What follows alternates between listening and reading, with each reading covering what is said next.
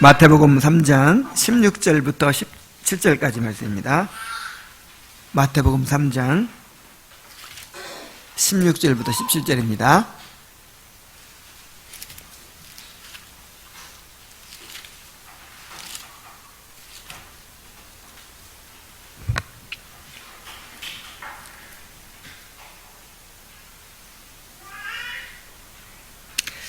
예수께서 세례를 받으시고 곧 물에서 올라오실새 하늘이 열리고 하나님의 성령이 비둘기같이 내려 자기 위에 임하심을 보시더니 하늘로부터 소리가 있어 말씀하시되 이는 내 사랑하는 아들이요 내 기뻐하는 자라 하시니라. 아멘. 우리가 지난주에는 예수라는 이름에 대해서 살펴보았어요. 예수는 예수님의 인성, 즉 예수님의 그 사람됨을 예수님의 그 사람으로서의 이름이라고 했죠. 오늘은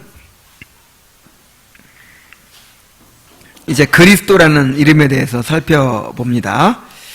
그리스도는 직분을 가리킨다고 그랬죠. 그리스도라는 이름에는 우리의 구원을 위한 중보자로서의 역할이, 예수님의 역할이 들어 있습니다. 자, 우리 한번 31문을 같이 읽어보도록 하겠습니다. 자, 시작. 그분을 왜 그리스도 곧 기름 부음 받은 자라 부릅니까?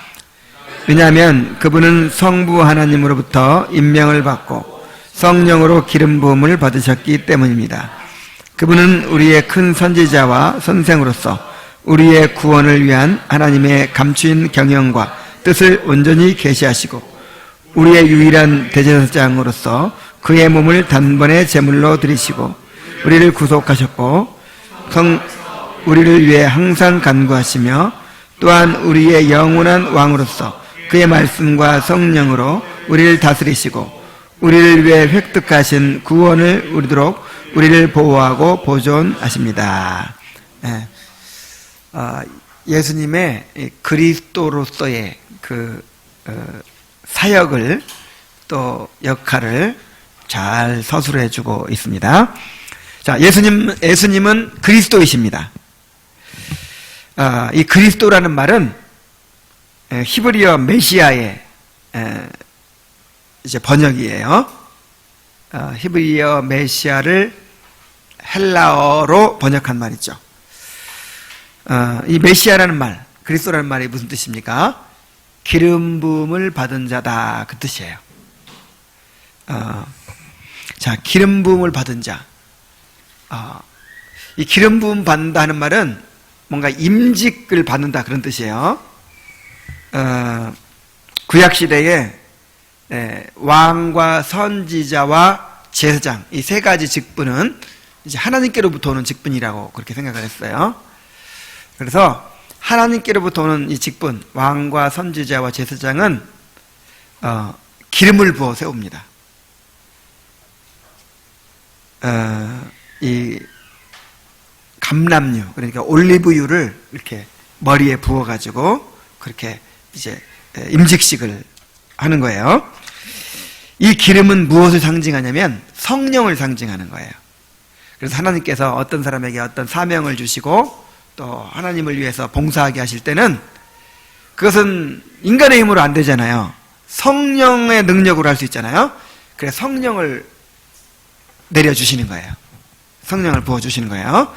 그래서 성령을 부어주시는 것을 무엇으로 상징했냐면 이제 기름을 부어 상징하는 거죠.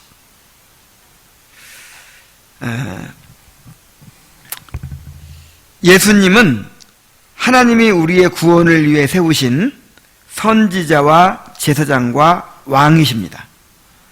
그래서 하나님이 성령의 기름을 부어서 예수님을 그리스도로 세우신 거예요.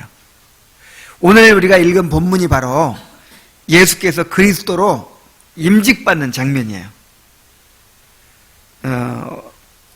어떻게 임직을 받으셨습니까? 예수께서 세례를 받으시고 곧 물에서 올라오실새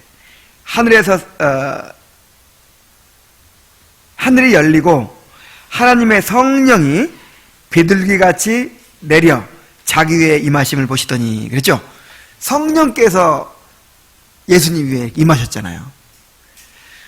그럼 그전에는 성령이 안 계셨냐? 그건 아니죠.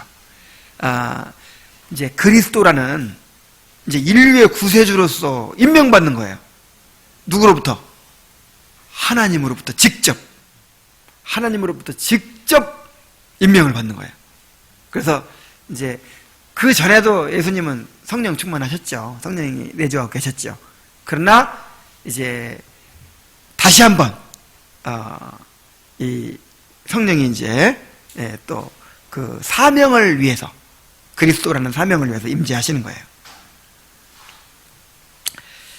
하늘로부터 음성이 들리죠? 17절에 하늘로부터 소리가 있어 말씀하시되 이는 내 사랑하는 아들이요 내 기뻐하는 자라. 이게 그냥 이 사람은 내가 참 좋아하는 사람이야, 사랑하는 사람, 이 사람 내 아들이야, 단순히 이런 얘기가 아니에요. 이게 예수님께서, 하나님께서 예수님을 이제 인류의 구세주로, 우리의 구원을 위한 선지자와 제사장과 왕으로, 그리스도로 이렇게 인정하시는 그런 내용이에요.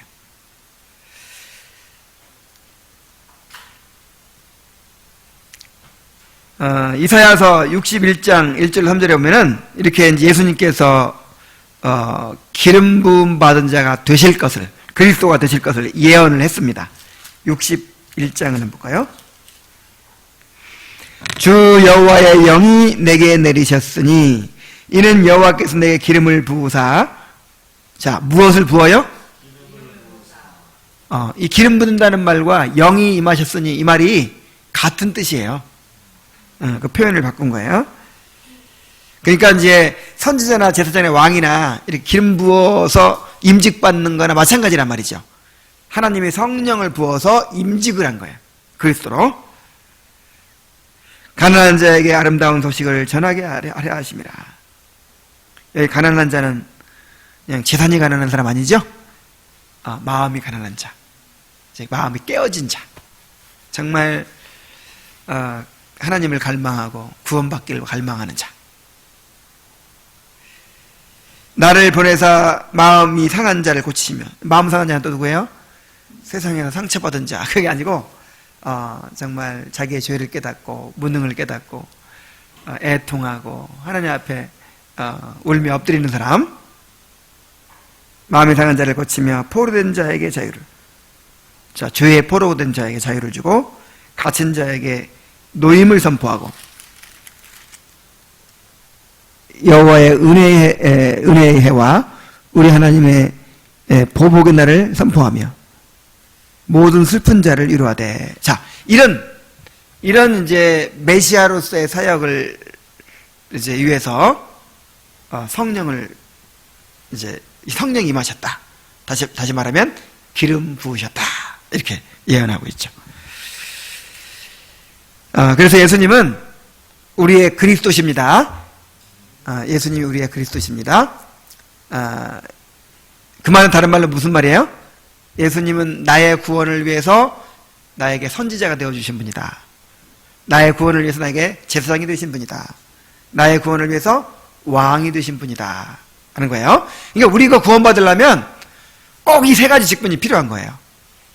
우리가 이 지식을 잃어버리고 무지와 어두움 가운데 빠져 있고, 그래서 이제 선지자가 필요하죠. 우리가 죄로 더럽혀져서 하나님 앞에 나가지 못하니까 이제 제사장이 필요한 거죠. 자, 우리가 하나님의 통치를 잃어버리고 이렇게 살아가고 있기 때문에 하나님의 통치를 회복시켜줄 누가 필요해요? 왕이 필요해요. 그래서 우리가 구원받으려면 꼭 필요한 세 가지 직분. 그래서 예수님께서 우리의 구원을 이루시되 선지자가 되어주심으로, 제사장이 되어주심으로, 왕이 되어주심으로 이루어주셨다라고 하는 것을 이해해야 되는 것입니다. 그래서 칼빈이 그렇게 얘기했잖아요. 기독교 강요 배울 때 했죠. 저 카톨릭이나 이단들에서는 그냥 그리스도라는 이름만 얘기한다는 말이에요. 그 내용을 실제로 이제 배우고 그거를 또 우리가 받아들이고, 그게 복음인데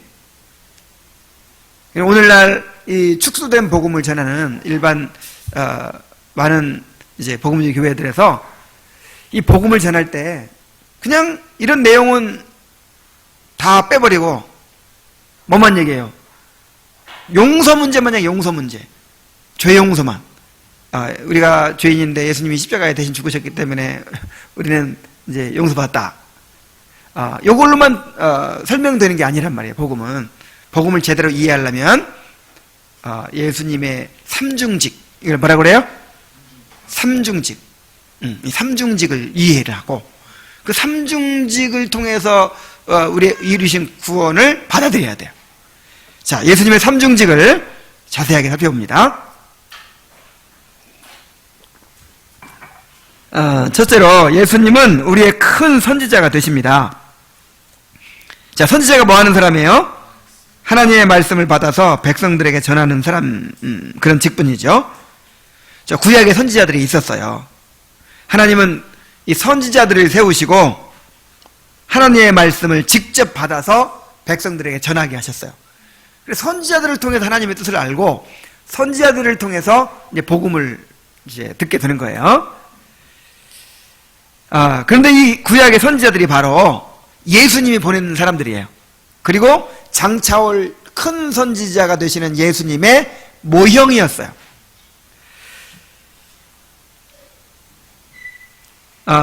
그리고 구약의 선지자들은 예수님께 말씀을 받아서 부분적으로만 전했죠. 그러나 예수님이야말로 우리의 큰 선지자가 되십니다. 우리 한번 확인해 봅시다. 신명기 18장 15절. 신명기 18장 15절.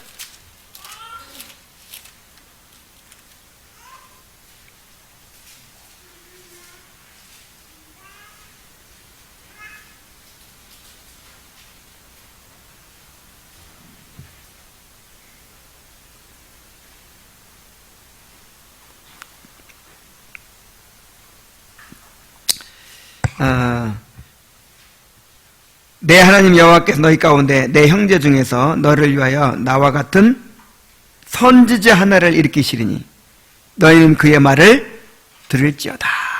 자, 모세가 이제 죽기 전에 나와 같은 선지자 하나를 세울 텐데 너희들은 그의 말을 들어야 된다. 자, 여기서 나와 같은 선지자가 누굴까요? 예수님이십니다.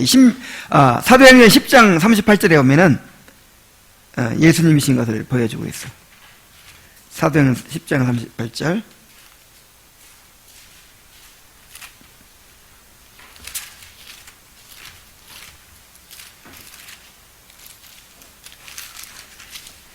자, 여기 보면은 하나님의 나사렛 예수에게 성령과 능력을 기름 붓듯 하셨음에 그가 두루 다니시며 선한 일을 행하시고 마귀에게 눌린 모든 사람을 고치셨으니 이는 하나님이 함께 하셨습니다. 그렇죠? 3장 22절. 3장 22절.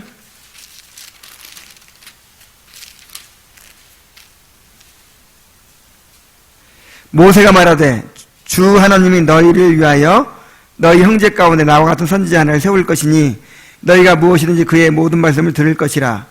누구든지 그 선지자의 말을 듣지 아니하는 자는 백성 중에서 멸망받으리라 하였고.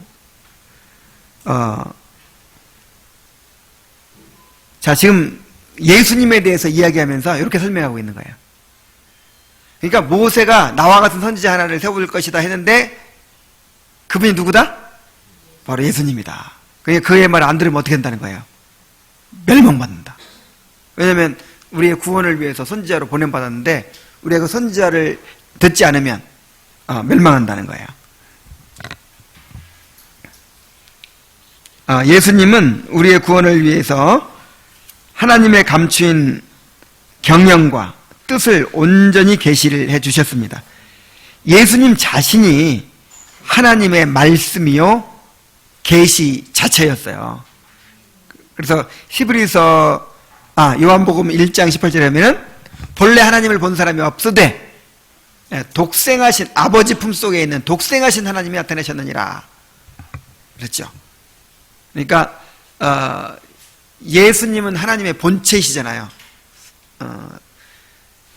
예수님이 하나님의 본체이신데 그 하나님이신 예수님이 인간의 몸을 입고 이 땅에 오심으로써 우리에게 하나님을 보여주신 거예요. 그래서 빌립이 우리에게 아버지를 보여주옵소서. 그러니까 예수님이 뭐라고 하셨어요?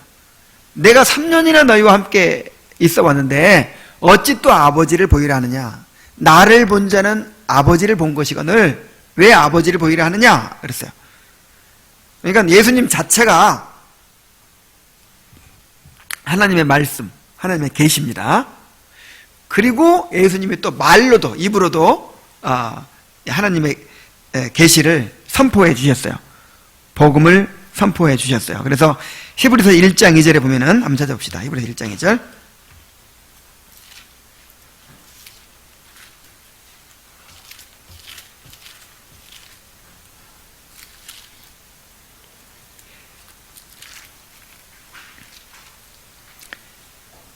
(1절부터) 옛적에 여러 선지자들을 통하여 여러 부분과 여러 모양으로 우리 조상들에게 말씀하신 하나님이 이 모든 날 마지막에는 아들을 통하여 우리에게 말씀하셨으니 이 아들을 만유의 상속자로 세우시고 또 그런 말미암아 모든 세계를 지으셨느니라. 그러니까 하나님은 아들을 통해 말씀하십니다. 예수님을 통해 말씀하세요. 그래서 선지자들은 여러 부분과 여러 모양으로 이렇게 부분적으로 예언했다면 예수님이 드디어 결정적으로 마지막으로 완전히 드러내신 거예요. 예수님은 지금도 말씀을 통해 성령을 통해서 우리를 가르치고 계십니다. 예수님의 선지자 역할은 지금도 계속되는 거예요. 지금도 이 강단에 선포되는 말씀을 통해서 여러분들에게 지금 말씀을 주고 계시고 성령을 보내서 그걸 깨닫게 하고 계십니다. 그래서 예수님의 말씀을 계속해서 들어야 돼요. 자, 그 다음에 예수님은 우리의 유일한 대제사장이 되십니다. 제사장이 뭐 하는 사람인가요? 백성을 위하여 하나님 앞에서 제사를 드리고 하나님 앞에서 중보하는 역할이죠. 구약의 제사장들은 이제 양과 염소로 제사를 드리고 백성들을 위해서 죄를 속하기 위해서 그렇게 제사를 드리고 하나님 앞에 기도하고 하나님 앞에서 백성들을 중재하는 그런 역할을 했어요. 그런데 이 구약시대 이 제사장들은 예수님의 모형이었단 말이에요. 장차 오실 예수님의 모형이었어요. 우리의 대제사장은 유일한 대제사장은 바로 예수 그리스도이십니다. 예수님은 제사를 드리는데 어떻게 드렸냐면은 자기 몸으로 드렸어요. 구약의 제사장들은 양과 염소로 드렸죠. 근데 양과 염소로 제사 드려가지고 죄가 용서되겠어요, 안 되겠어요? 어떻게 죄가 용서돼요? 아니, 내가 죽어야 되는데 양이 나 대신 죽었어. 양이 나 대신 죽어가지고 내가 살아날 수 있어요? 내 양과 같은 가치밖에 안 돼요? 이거는 있을 수가 없는 일이에요. 그 양이 실체가 아니라 그 양이 가리키고 있는 예수님이 진짜 제물인 거예요. 양은 모형이에요. 그래서 구약시대의 제사장은 예수님의 모형이었고 제사도 모형적인 제사일 뿐이었어요. 진짜 제사장은 누구예요? 예수님이요. 그리고 그 예수님은 진짜 제사를 드렸는데 그 진짜 제사는 양이나 염소로 드리는 게 아니에요. 흠 없으신, 그리고 우리의 모든 죄를 다 대속하고도 남을 만한 가치가 있는 예수님 자신의 몸으로 드리신 거예요. 자기 몸으로 제사를 드리셨다 하는 것입니다.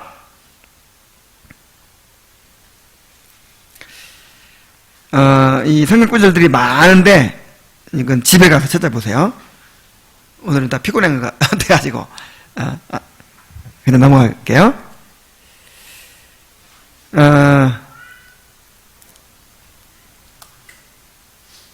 우리의 대제사장을 의지하고 하나님께 나아가며 항상 의지해야 됩니다. 이건 찾아봅시다. 히브리서 4장 15절 16절.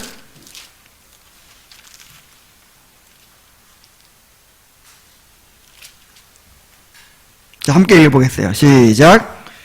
우리에게는 대제사장은 우리의 연약함을 동정하지 못하실 리가 아니요 모든 일에 우리와 똑같이 시험을 받은 자로 돼 죄는 없으시니라.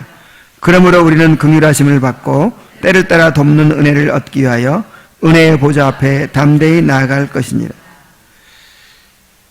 자, 제사장을 의지해야 돼. 예수님을 믿는다는 것은 예수님을 우리의 제사장으로 믿는 거예요. 그러니까 우리가 이제 우리의 죄를 깨달아야 되거든요. 내가 얼마나 큰 죄인이고 얼마나 자격이 없고 얼마나 정말 벌받아야 마땅한 사람인지를 깨달아야 가야 되죠. 근데 그것만 깨달으면 안 돼. 내 병만 알고 말면 어떻게 해요? 병도 알고 뭐도 알아야 돼. 이 병에는 뭐가 약이다 하고 약도 알아야지. 성경은 병만 주는 책이 아니고 병 주고 약을 주는 책이에요. 그래서 내 죄를 깨달았으면 어떻게 이제 그 다음에 나가야 돼요? 아, 내가 나의 제사장 되시는 예수님을 의지해야겠다. 내가 이렇게 큰 죄이니까 예수님이 나를 위해 돌아가셨지. 그래서 나를 위해 제사 드려 주시는 분이시지. 자, 아시겠습니까? 아, 내가 너무 죄인이구나. 나는 자격이 없는 자구나. 에이, 나 같은 사람 죽어야 돼. 에이, 교회도 다니지 말아야지. 아유, 기도해도 나는 자격이 없어서 하나님 받아주시지도 않을 거야. 그럼 하나님이, 아이고, 겸손한 것. 그러십니까? 그 사람은 진짜 지옥 가. 그래서 예수님을 보내주셨는데, 그래서 대제사장을 보내주셨는데, 대제사장은 의지하지 않고, 나만 바라면서 절망하는 거야. 그 사람은 어디 가야 돼요? 지옥 갑니다. 지옥 가야 돼. 그러니까 내 죄를 발견하면서, 어떻게 해야 돼? 아, 그러니까 나한테 예수님이 필요하구나. 그러니까 제사장이 필요하구나. 그러니까 예수님이 자기 몸을 내어주시고 내 죄를 되새겨 주셨구나. 그러면서 나의 대제사장이 되시는 예수님을 의지해야죠.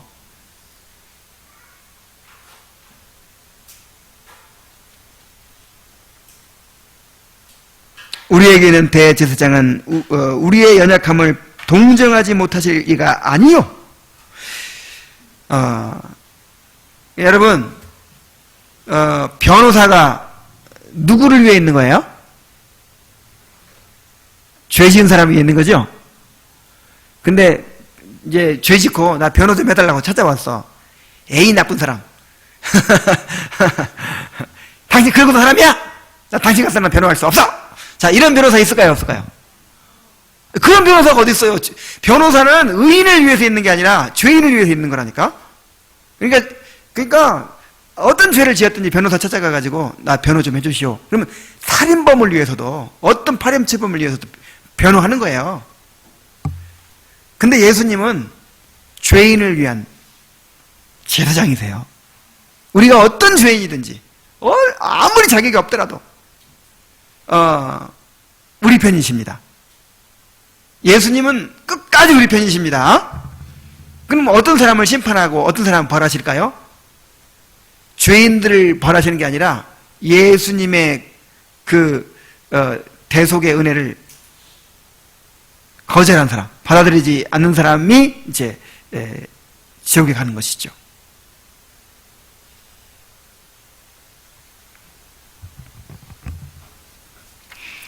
그래서 내 죄를 깨닫는과 비례해서 주님의 그 대속의 은혜를 바라볼 수 있기를 바랍니다. 깨달을 수 있기를 바랍니다. 자, 그 다음에 세 번째로 우리의 영원한 왕이 되십니다. 자, 왕이 뭐냐? 왕은 하나님을 대신해서 하나님의 백성을 다스리도록 세움받는 그런 직분이죠. 그래서 구약의 왕들이 있었어요. 다윗의 이제 계보를 이어서 왕들이 있었는데, 이 구약의 모든 왕들은 장차 오실 영원한 왕의 모형이었어요. 자, 구약의 왕들 중에서 누구도 완전한 왕이 없었죠. 최고의 왕이 다윗인데, 솔로몬인데, 다윗과 솔로몬도 완전하진 않아. 다 모형일 뿐이에요. 진정한 왕, 영원한 왕은 그리스도이십니다. 자, 왕이 무슨 일을 하나요? 크게 두 가지 일이에요. 하나는 통치예요, 통치. 한 가지는 다른 나라가 쳐들어왔을 때 백성들을 이끌고 나가 싸워요. 그래서 이스라엘 백성들이 왕을 요구할 때 우리도 우리를 이끌고 나가 싸워야 될 왕이 필요합니다. 막 그랬잖아요. 자, 왕의 역할 두 가지가 뭐라고? 우리를 통치하시고, 그 다음에 우리를 위해 싸워주시고, 이 두 가지 일이에요. 예수님은 우리를 다스려 주십니다. 왕이 없으면 어떻게 되겠어요? 만약에 우리나라 지금 대한민국에 이 공권력이 없어지면 어떻게 되겠어요? 통치가 없어지면 어떻게 되겠어요? 금방 지옥됩니다. 금방. 이거 뭐 약자들이 보호받을 수가 없는 거예요. 영적으로도 마찬가지. 영적으로도 이 왕이 통치를 안 하니까, 하나님의 통치가 없으니까 어떻게 돼요? 그냥 자기 속에 옳은 대로 살아가는 거예요. 제멋대로 살아가는 거예요. 육신대로 살아가는 거예요. 그래서 엉망진창이에요. 도대체 하나님과 바른 관계를 맺을 수가 없어요. 그래서 우리의 소망은 뭐냐면 예수님께서 우리의 왕이 되어주셔서 우리를 다스려 주시는 거예요. 참 우리나라가 지도자 복이 없다 뭐 이런 말을 하기도 해요.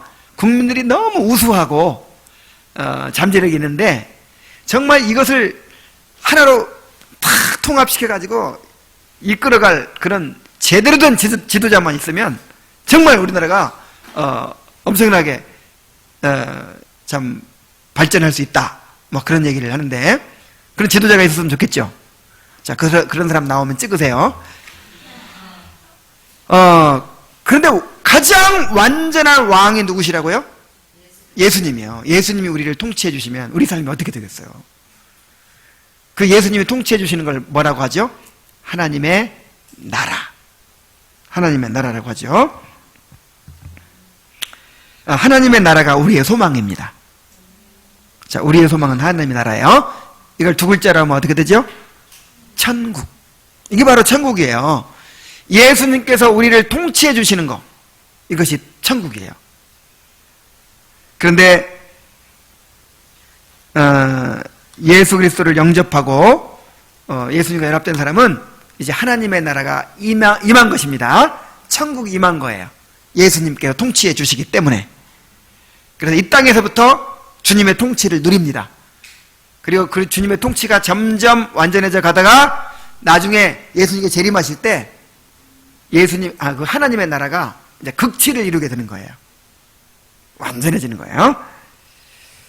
그래서 우리가 그리스도를 왕으로 인정하고 그의 통치를 받아야 합니다. 그 통치가 완전해지기를 항상 구해야 돼요. 그래서 너희는 먼저 무엇을 구하라? 그의 나라와 그의 의를 구하라. 자, 하나님의 나라가 임하면, 다시 말해서 예수님이 왕으로 통치하면 하나님과 바른 관계가 맺어지고 이제 평화를 누리게 되고 기쁨을 누리게 된단 말이에요. 그게 이제 의죠. 하나님의 나라의 결과가 의입니다. 의. 예를 들어 우리나라의 훌륭한 지도자가 우리나라를 통치하면 어떻게 되겠어요? 나라가 의로워지겠죠. 정의로워지겠죠. 그러니까 예수님이 왕이 돼서 우리를 통치해 주시면 우리 삶에 의가 이루어지는 거예요. 의와 평강과 희락이 이루어지는 거예요.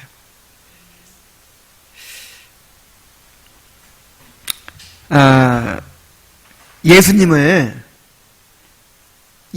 믿는데 예수님을 그리스도로 믿지 않는 사람들이 많습니다.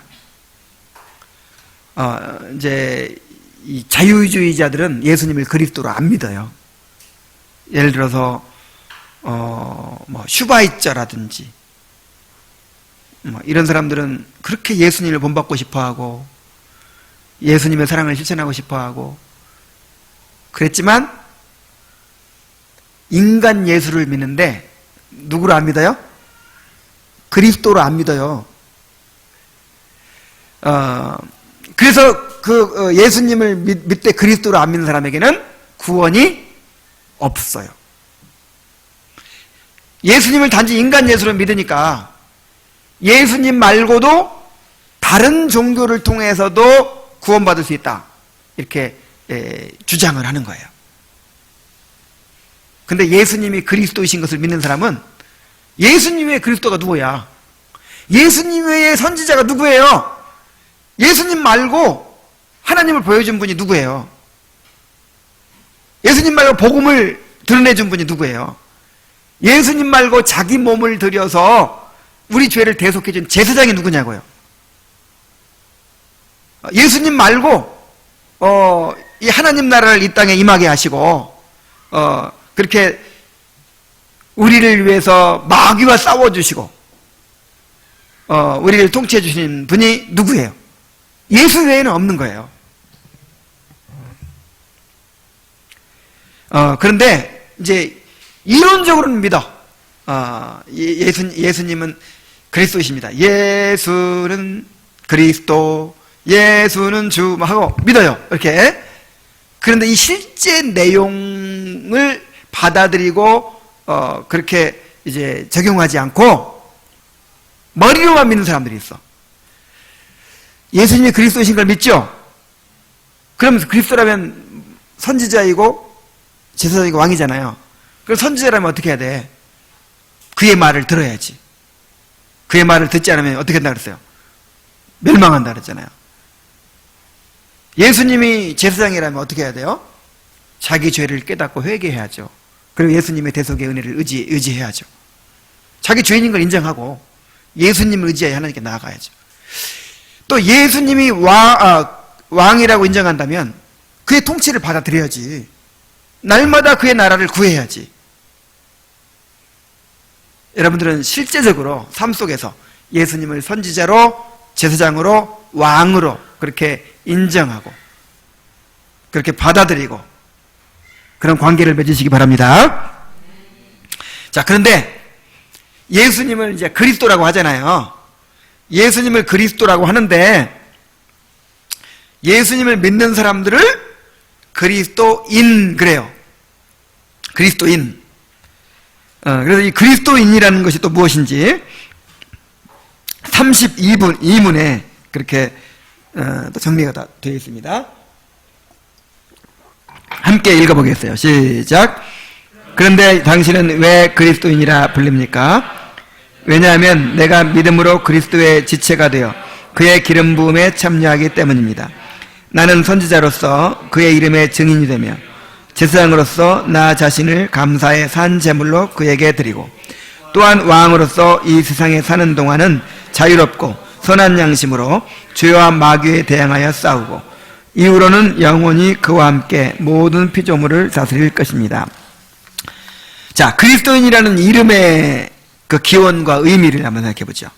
이름이 언제부터 생겨났냐면, 자, 원래는 예수 믿고 구원받은 자들을 제자라고 불렀어요. 그때 제자가 3천이나 더하더라. 뭐 제자가 더 많아졌는데 이런 식으로. 그래서 예수 믿고 구원받은 사람이 뭐예요? 제자.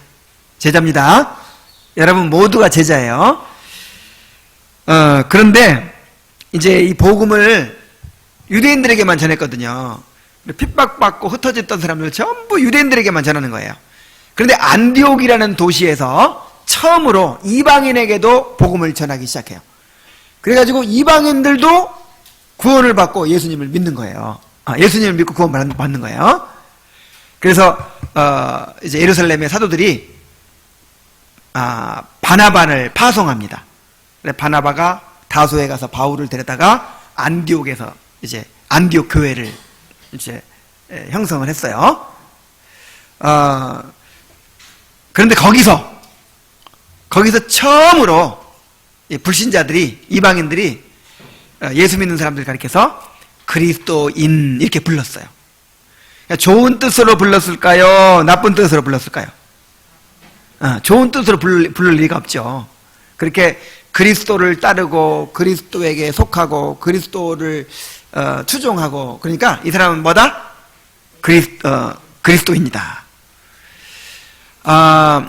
이 마르크스의 책을 읽고 마르크스의 사상을 따르고 마르크스를 존경하고 막 이런 사람을 뭐라고 부르죠? 마르크스주의자다 이렇게 부르죠. 그런 것처럼 이제 그런 의미로 불렀겠죠. 예수님의 추종자다 이렇게, 예수님께 속한 사람이다 하는 뜻으로 우리나라에서 처음에 기독교가 들어왔을 때 예수쟁이 그랬어요. 예수쟁이. 쟁이 그러면 조금 이렇게 낮춘 말이잖아요. 예수쟁이. 예, 그런 의미나 비슷한 거죠.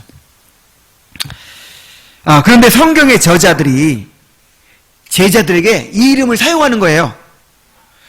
가만 보면은 이 하나님의 백성들을 가리키는 이름들이 대개 다 조롱한 데서 나왔어요. 예를 들어서 이 청교도라는 이름, 이 피우리탄이라는 이름이 맨 처음에 이 핍박하던 사람들이 붙여준 거예요. 이 사람들은 뭔가 그냥 고지고대로 그냥 고집불통이고 깐깐하고 그냥 말 그렇게 따져가지고 그냥 좀 미운 거 얄미운 거예요. 그러니까 이 사람들을 뭐라고 불러요? 청교도, 피우리탄 이렇게 부른다든지. 그 다음에 또 메도디스트, 이 휘필드라든지 또 웨슬리가 이렇게 막 이제 다 교회가 죽어 있을 때 복음을 전했잖아요. 그래가지고 사람들이 회심하고 막 돌아와서 이렇게 이제 공동체를 이루고 했을 때 사람들이 또 이 사람들을 그렇게 불렀어요. 메도디스트다. 무슨 율법주의자, 규칙주의자 그런 의미예요. 근데 청교도나 또 이런 메도디스트나 이런 사람들은 이 이름을 너무 좋아해. 나는 메도디스트다. 나는 청교도다. 그랬듯이 이 성경의 저자들도 맨 처음에는 그 이방인들이 불렀지만 그리스도인 이 말을 너무 좋아하는 거예요. 그래서 그 이름을 사용하는 거예요. 예수님을 미워하고 예수님을 싫어하는 사람은 그게 욕이야. 그리스도인. 너 예수쟁이지. 너 그리스도인이지. 응? 근데 예수님을 사랑하고 예수님을 연합한 사람은 그 이름이 너무 영광스러운 이름이야. 난 예수님께 속한 사람입니다. 난 예수쟁입니다. 이렇게.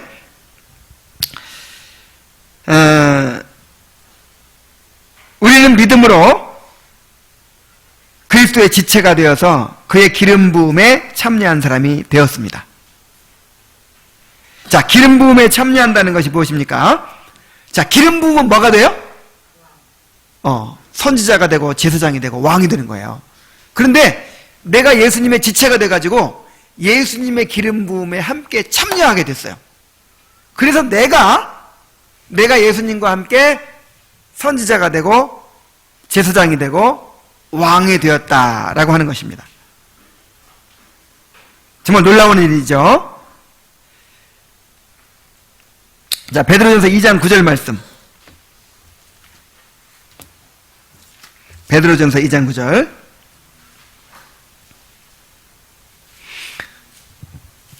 자, 함께 읽어볼까요? 자, 시작. 그러나 너희는 택하신 족속이요 왕같은 제사장들이요 거룩한 나라요 그의 소유가 된 백성이니 이는 너희를 어두운 데서 불러내어 그의 기이한 빛에 들어가게 하신 이의 아름다운 덕을 선전하게 하려 하시며. 자, 여기 삼중직이 다 나와요. 자, 제사장 나왔죠. 근데 제사장인데 뭐 같은? 왕 같은. 그러니까 왕도 되고 제사장도 되고 그렇다는 뜻이에요. 그다음 그 왕도 되고 제사장이 됐던 사람이 있죠. 누구죠? 멜기세덱, 살레방 멜기세덱. 또 예수님도 왕이면서 제사장이에요. 우리도 왕이면서 제사장이에요. 근데 또 우리가 무슨 일을 해요? 또 그의 기이한 빛에 들어가게 하신 이 아름다운 덕을 어떻게 한다고요? 선전해. 이게 선지자의 일이잖아요, 또.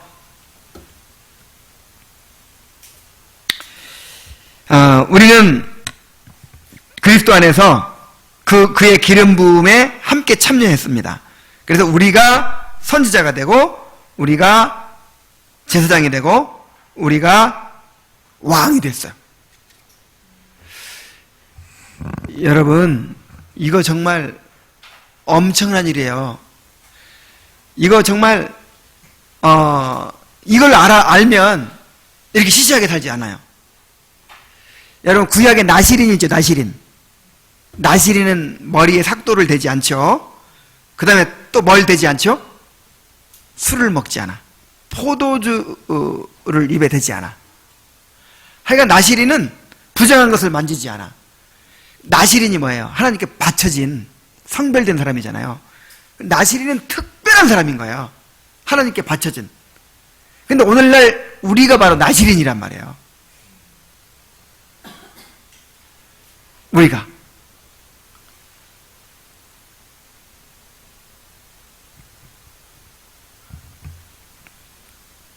자, 그래서 선지자로서, 제사장으로서, 왕으로서 그렇게 살아야 돼요. 자, 선지자로서 살아야 됩니다. 선지자가 뭐 하는 사람이라고 그랬어요? 말씀을 증거하는 사람이라고 그랬죠?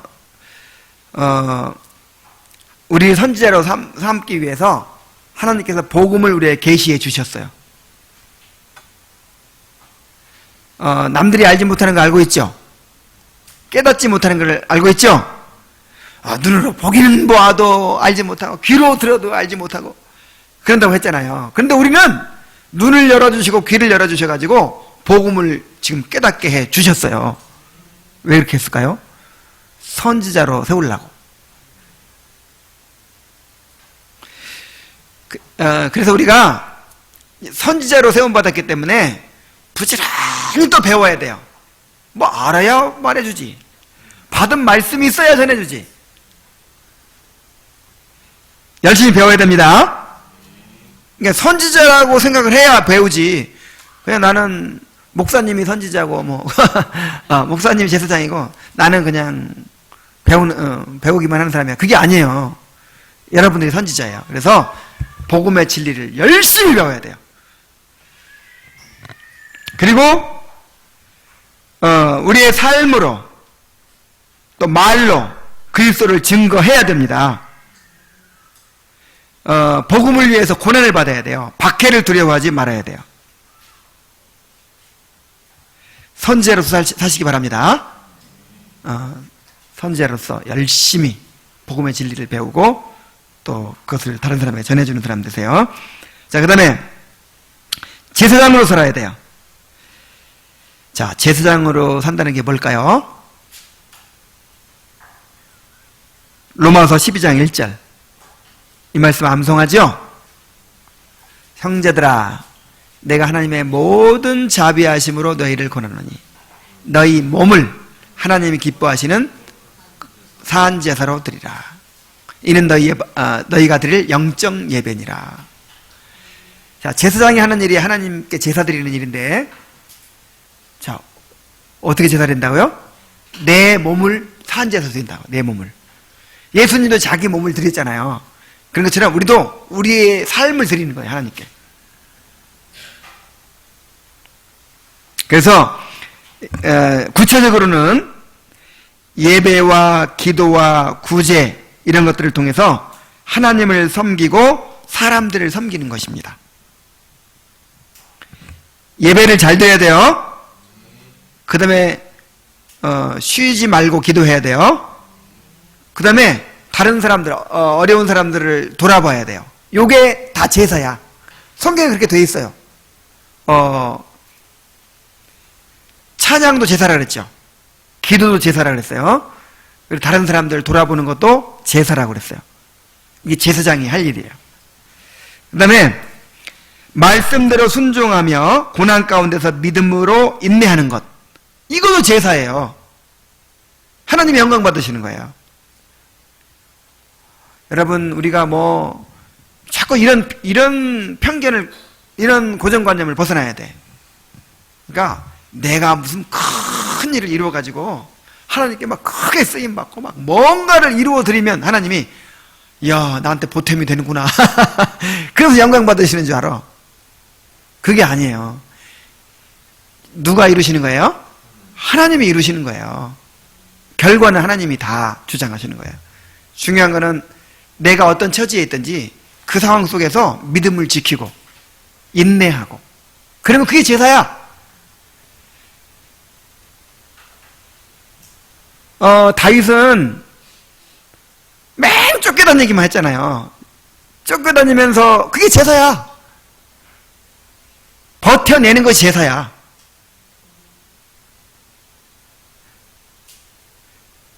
요셉이 보디발의 집에서 노예 생활하면서 낙심하지 않고 원망하지 않고 믿음으로 하나님의 섭리를 신뢰하면서 그렇게 감당해낸 거, 그게 제사야.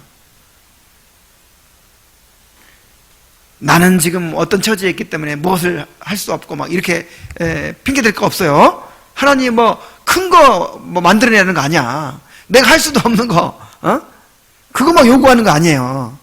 지금 내게 주어진 처지에서 인내하는 것이 제사가 될 수 있어요. 그 다음에 사람들을 위해 기도하고 복음을 증거하며 하나님과 화해시키는 거, 이게 제사장의 일이에요.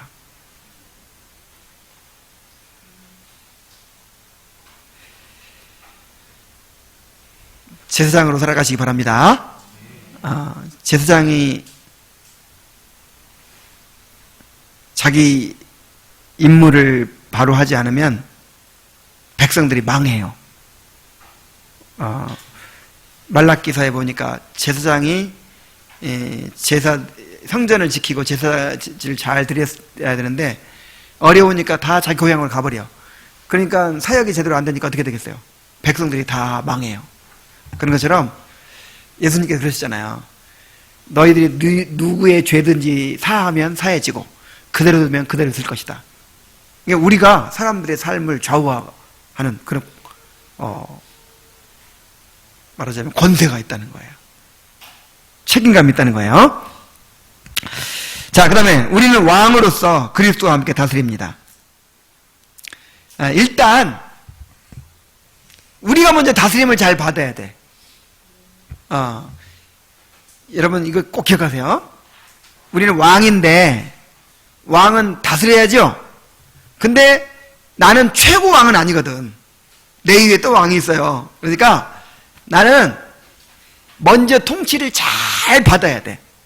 그래야 왕으로서의 그 권위가 생겨요.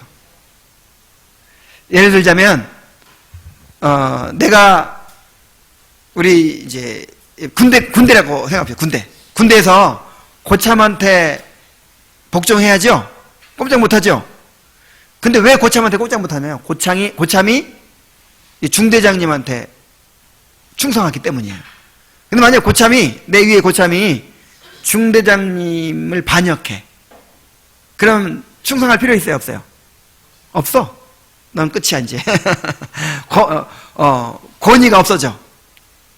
만약 우리 중대장님이 사단장님의 이제 그 지시를 안 받는 거예요. 사단장님을 반역해.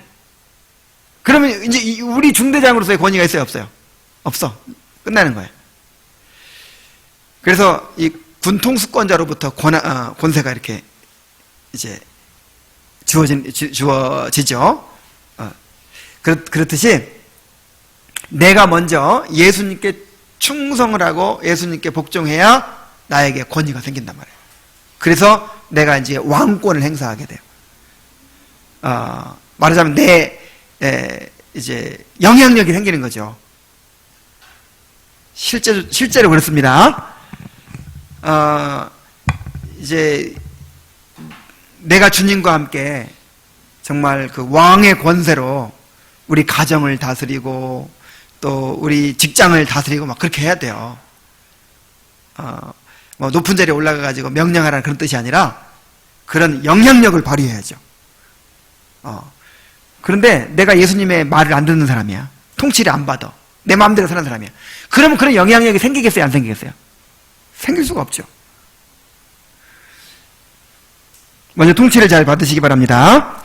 그럴 때 그리스도의 다스림을 받는 것을 통해서 그리스도의 통치에 참여하게 되는 것입니다. 자, 왕이 두 가지 하는 일이 있다 그랬죠. 크게 한 가지는 통치하는 일, 그 다음에 그렇죠. 싸우는 일. 그래서 여러분, 죄와 마귀에 대항하여 싸워야 됩니다. 이게 왕노릇이에요, 왕노릇. 그래서 나는 죄에 대해서, 마귀에 대해서, 세상에 대해서 나는, 싸우는 사람이다. 싸워 이겨야 된다. 라고 하는 사실을 항상 기억하시기 바랍니다. 장차 영원히 그리스도와 함께 세상을 다스릴 거예요. 우리가 이 땅에서부터 그리스도의 통치를 실현하고, 그 다음에 이 땅에서부터 이제 마귀와 싸우고, 그래서 장차 완전한 그런 그리스도의 통치에 참여하게 될 것입니다. 그래서 우리가 일단은 예수를 누구로 믿어야 돼요? 그리스도로 믿고, 예수를 그리스도로 믿은 사람은 또 뭐가 된다고요? 그리스도의 기름 부음에 참여해서 또 내가 그리스도가 되는 거예요. 작은 그리스도가. 그래서 이 땅에서 그리스도로 살아가는 것입니다. 그게 그리스도인이에요. 그리스도인. 그래서 그리스도라는 이름, 그 다음에 그리스도 때문에 생겨난 그리스도인이라는 이름, 이 이름을 소중하게 여기고 그 이름에 걸맞는 그런 삶을 살아가게 되시기를 바랍니다. 기도하겠습니다.